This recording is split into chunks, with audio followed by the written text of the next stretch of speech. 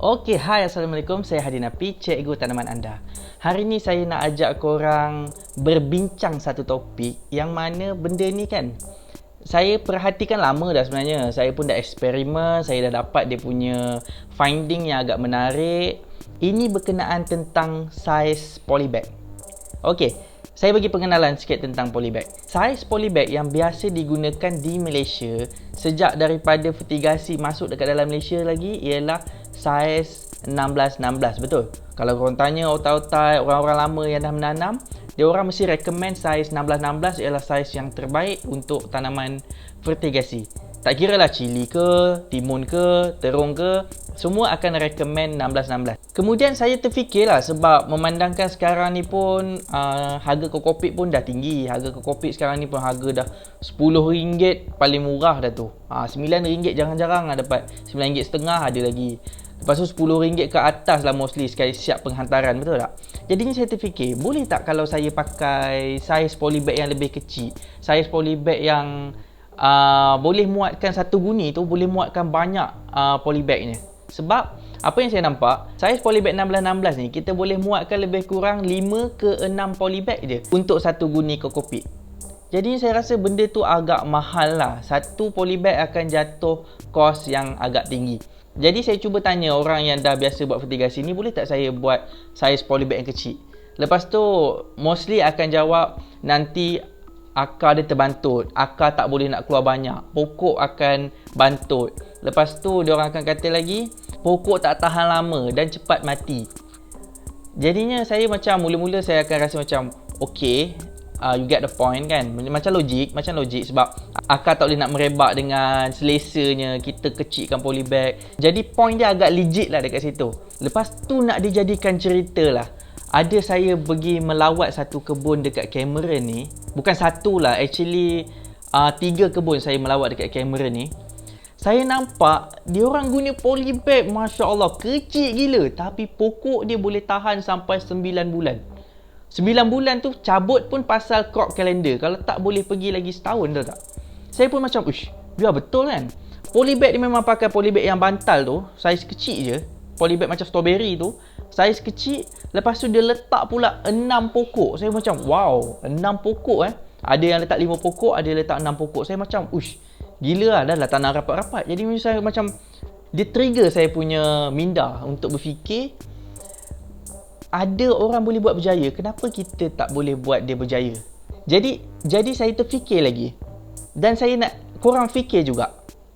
Adakah akar dia mencari air dengan baja ataupun kita yang bagi air dengan baja tu? Okey, korang nampak tak kat situ? Kalau kita tanam atas tanah atau atas batas, akar mencari air tu logik. Sebab akar tu dia akan progresif, dia akan cari air, dia akan lagi jauh pergi untuk dia survive, untuk dia dapatkan makanan. Tapi fertigasi ni ialah satu teknologi yang mana kita memberi air dan baja serentak. Jadinya kat situ saya terfikir, betul juga kan? Kita yang bagi air pada akar tu, buat apa akar tu nak beria cari air tu jauh-jauh? Dia sekadar pusing-pusing dekat dia punya kawasan tu sudahlah. Jadinya kita boleh nampak bukti dekat situ yang mana akar ni, kalau dia dah ada nutrien yang cukup, dia akan develop akar yang just nice untuk dia survive. Dia tak akan develop akar yang gila-gila untuk cari sumber makanan. Dia akan create just nice untuk tumbuh besaran. Bila daun makin besar, daun makin melebar, dia perlukan air yang lebih, jadinya dia perlu akar lebih lah. Tak adalah kata satu akar atau 2-3 akar dah boleh supply untuk dia punya demand. Jadi dia akan build akar juga. Tapi baja tu dah diberi dekat situ. Lepas saya terfikir benda tu, saya nak cuba proof saya punya teori ni adakah betul atau salah. Jadinya saya buat satu eksperimen yang mana saya cuba tanam terung dekat dalam polybag yang kecil dan rock melon dekat dalam polybag yang kecil. Dan korang boleh nampak result dia, subhanallah, memang pokok tu tinggi. Memang waktu saya tanam tu pokok tu 8 kaki tinggi dia naik. 8 kaki tu pun saya terpaksa potong pokok sebab dah terlebih daripada dia punya pancang. Saya buat pancang saya tak tinggi sangat, dalam 6 kaki macam tu je. Dia dah terlampau lebih dah, sampai pokok tu dah sengit-sengit dah. Sebab saya tak jangka benda ni akan berlaku. Saya jangka pokok tu akan rendah, renik macam itu je. Jadinya pokok tu terlalu tinggi naik. Saya macam, uish, gila macam ni kan. Jadi benda ni memang boleh berhasil. Lepas tu, saya try pula pada rock melon. Saya buat kecil lagi polybag tu. Saya try pada rock melon. Saya tengok rock melon pun akar dia develop cantik, penuh. Lepas tu memang kita boleh nampak akar yang ketiga tu, akar rambut, saya nak sebut pun susah. Akar rambut tu banyak gila. Jadinya saya tengok pokok pun naik cantik, tumbesaran dia cantik. Lepas tu saya pun cuba selami lagi apa yang berlaku dekat dalam polybag tu. Jadinya saya nak bawa dekat korang apa saya punya findings, apa penemuan saya terhadap polybag kecil ni. Okey, yang pertama saya nak tanya korang pilih saiz polybag disebabkan apa? Ataupun disebabkan kajian ataupun kiraan. Okey, jadi teknik pemilihan polybag yang saya nak share dekat korang ni is very simple. First, kita akan tengok polybag tu boleh memegang air berapa banyak. Berapa volume polybag tu? Berapakah kapasiti air yang mampu polybag tu pegang? And then saya akan tengok pula berdasarkan pengalaman, pokok-pokok sekian-sekian dia akan makan air berapa banyak dalam masa satu hari. Bila saya combine dua benda ni, jadi saya nampak polybag 16-16 ni dia mempunyai volume air yang sangat tinggi. Korang ambil panjang dia, darab lebar, lepas tu korang darab dengan tinggi, korang akan dapat volume. Kalau korang malas nak kira, saya sertakan kiraan polybag. Tapi kalau korang nak yang custom macam 10, 12 ataupun 15, 14, korang kena kira sendirilah. Sebab yang ni hanya guideline saja. Lepas saya dapat volume polybag ni, kemudian saya buat lagi satu eksperimen. Okey, jom saya tunjuk kat korang apa eksperimen yang saya buat tu. Okey, jom. Sekarang ni saya akan masukkan air kosong dekat dalam polybag kita ni untuk flush isi kandungan dekat dalam polybag ni. Kita mulakan dengan polybag kecil dulu Berapa banyak air dia pakai. Dia akan buang balik. Nampak?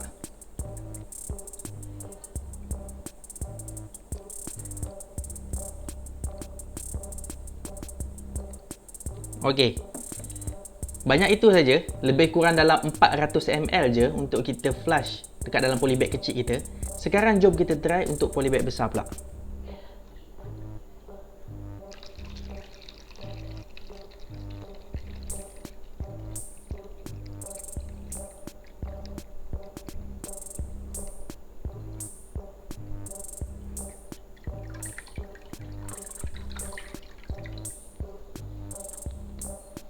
Kau boleh nampak? Saya dah habiskan satu jug ni. Jug ni lebih kurang ada dalam 1500 ml air dekat dalam ni Saya letak dekat dalam ni lebih kurang 400 ml je. Bila dekat dalam polybag besar ni, saya terpaksa letak lebih. Tu pun tak cukup lagi. Sebab apa? Sebab dekat dalam polybag besar ni, kapasiti air dia tinggi, kapasiti air dia banyak. Jadi kalau korang nak flush, korang kena bagi air yang lebih. Contohnya, dekat dalam bekas ni kapasiti dia 600 ml. Jadinya kalau korang nak kosongkan nutrien-nutrien dekat dalam bekas yang ini, korang perlu at least 1000 ke 1200 ml air untuk korang clearkan dekat dalam ni. Tapi untuk yang kecil ni, korang hanya perlu 500 macam itu je. Sebabnya kapasiti dia 200 ml. Nampak tak? Korang nampak tak kat situ? Jadi saya nak ajak korang fikir, apa yang korang buat dekat polybag korang? Korang kata korang flush. Bila flush, berapa banyak kapasiti air yang korang bagi? Adakah 12 liter air korang bagi? Sebab polybag 16-16 ialah 12 liter. Jadi adakah korang bagi 12 liter? Ataupun korang bagi 24 liter kalau nak betul-betul kosongkan dia? Tapi itu tak berlaku dekat polybag 10x10 ni. Sebab polybag 10x10 ni, dia punya kapasiti 1.5 liter je. Jadi saya hanya perlukan lebih kurang dalam 3 liter air je untuk flush betul-betul kosong dekat dalam polybag kita. Korang nampak tak kat situ? Macam mana kita nak kontrol kita punya media. Jadinya cuba korang fikir sendiri, adakah benda ni possible atau tak possible. Jadi saya cuba relate apa penemuan saya tadi tu dengan saiz polybag yang biasa orang gunakan. ialah yang mana orang pakai saiz polybag besar ni ialah untuk mendapatkan kapasiti air yang banyak. Sebab apa? Sebab cara diorang bagi air tu berbeza dengan orang yang pakai polybag kecil. Kebanyakan orang kalau pakai polybag saiz besar ni, dia akan bagi air tu 4 ke 6 kali satu hari. Jarak masa tu agak lama. Jadi pokok nak makan tu, dia makan available nutrient sahaja dekat dalam polybag. Dia akan merayau-rayau, dia akan cari, oh sini ada lagi air, sini ada lagi nutrien. Jadi dia akan merayau-rayau akar dia. Jadi agak relevan kenapa orang pakai saiz polybag 16-16. Saya tak kata salah, tapi ada cara untuk pakai saiz polybag 16-16. Kemudian saya tengok pula orang yang pakai saiz polybag kecil, macam yang saya eksperimen. Polybag kecil kita kena bagi air yang sangat kerap. Kita kena bagi air tu selang 30 minit ataupun selang 15 minit. Memang sangat kerap. Sampaikan frekuensi dia 20 ke 30 kali air satu hari. Nampak? Memang jauh beza dia punya cara pemberian tu. Jadi kan saya nak korang fikir mana lagi senang dikawal. Sama ada konten dekat dalam media, maksud saya isi dan pH tu, ataupun masa irigasi. Timer kita setting tu.